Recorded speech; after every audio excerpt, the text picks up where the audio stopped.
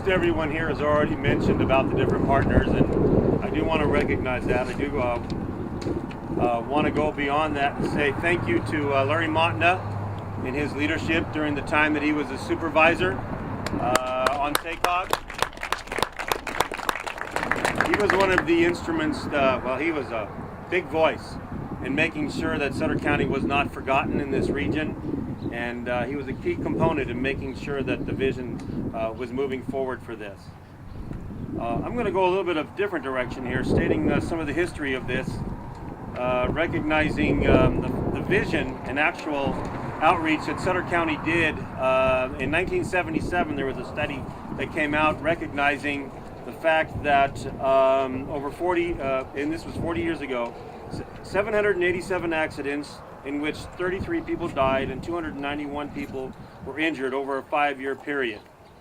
Long known as Blood Alley in our local area, the stretch of road from I-5 to Yuba City had a rate of fatal accidents twice as high as the national average.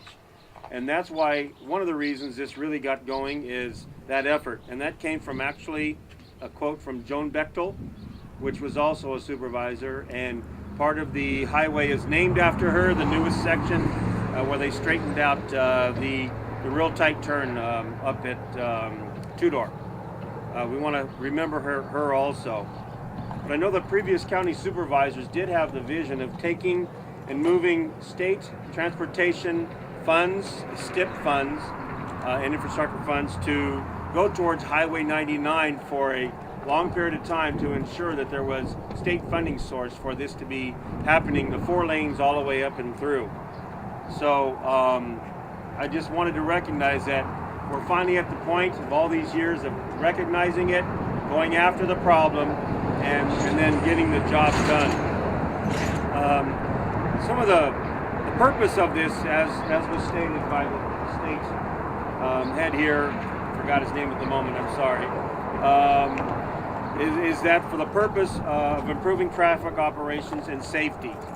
I have a personal experience on this bridge of watching an accident happen right in front of me where a motorhome, one of those big ones, was gazing off in the distance and up the river, how beautiful it is, and they drove right over the top of a Ford Windstar into the back end of a big rig.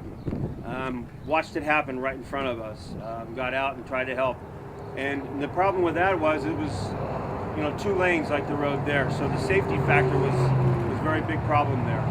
So I actually have an experience, and this will be a wonderful change to where, the full access will no longer be, when an accident does occur, we'll be able to get around, and this will lower the risk exponentially.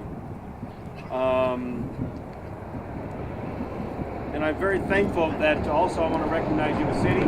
They'll be coming up here, that they have been an integral part of supporting us on SACOG and at the state level for all the projects in Sutter County. But I just want to let you know that this is also going to be an economic corridor.